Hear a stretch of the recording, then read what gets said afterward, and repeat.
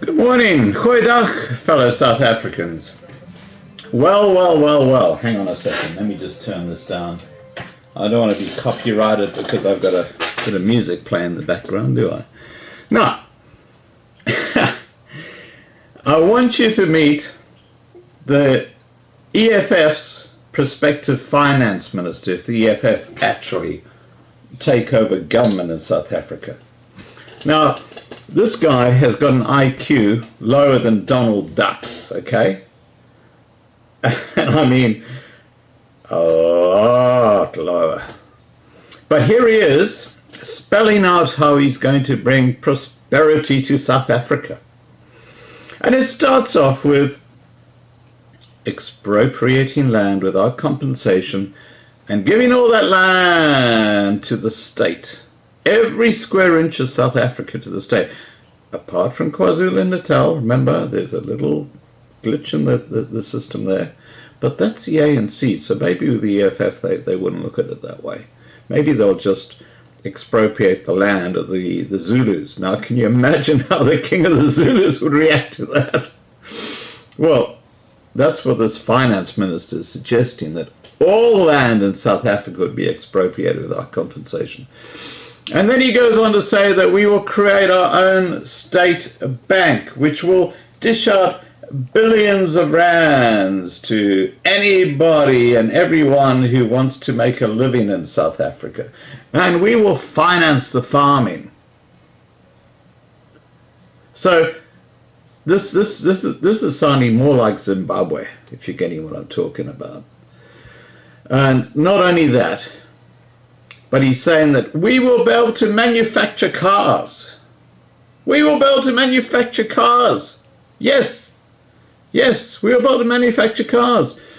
This in a country when Van Riebeck came, they didn't know what a wheel was.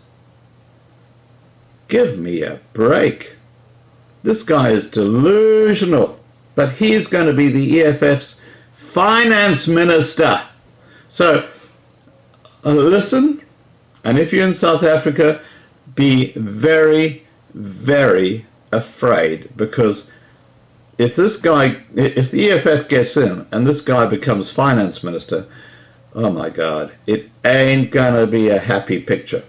Now, remember to subscribe to be kept informed. I'm always looking for migration options for South Africans who are considering leaving the country. And obviously amnesty options for people when white people are forced out of the country because of what's going on in South Africa. Okay guys, take care and have a lovely day. Honorable Matthias. Madam Chair, any idea about the revival of the economy is definitely not going to come from members of the ruling party. And we do not expect anything either from the DA. A DA, a narrow party of narrow-minded liberal, whose primary mission as a machine for parliamentary maneuver is to serve the interests of monopoly capitalists and the protection of white privilege. Some amongst us here don't even understand what recession is or how South Africa ended up here. And one of the things we'll do in the future is to take time and explain what recession is. But what we are going to do today instead is to give a much clearer context on why the recession, which is not a technical recession, but a full-blown recession, and those who understand what recession is wouldn't be surprised. Besides an economy that is not growing, we have 30.4 million people living in poverty. According to 2018 second quarter labor survey, unemployment was recorded as 27.7%. Manufacturing has collapsed. Mining and agriculture no longer create jobs because they have heavily mechanized. Mining sector alone has lost well over 150,000 jobs since 1994. South Africa has one of the biggest inequality in the world in terms of the Gini coefficient.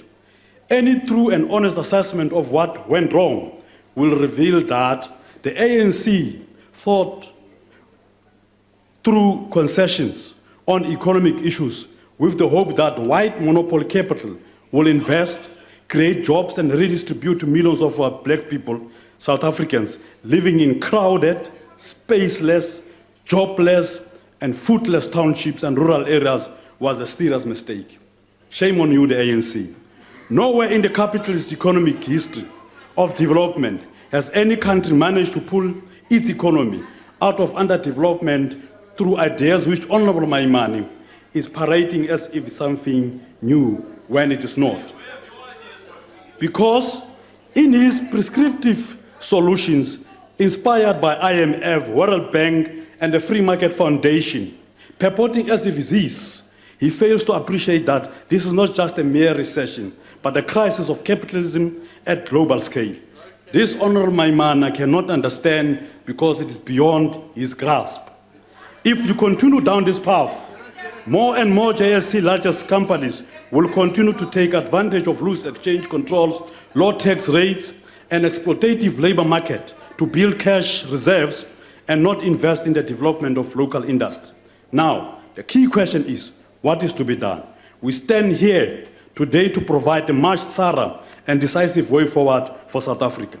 After we have changed Section 25 of the Constitution, we are going to expropriate all the land without compensation into the custody of the state. The EFF has tabled a private members' bill to amend the Banks Act to make it permissible for the state-owned bank, and it is through this bank that will source credit for our businesses, houses and other banking services to use the land productively. We will build new food markets, reform agriculture into a pillar of South African economy, create jobs and ensure food security for all. Those who want to build factories, to manufacture cars, household appliances, use innovative technologies to build gadgets, will get the land to build factories with state support and protection. This is the only way South Africa will be able to revive its economy in a sustainable, meaningful and redistributive way. In this way, we have condemned the concept of recession to the historical dustbin of imperialism and ensure that Honorable Slangma.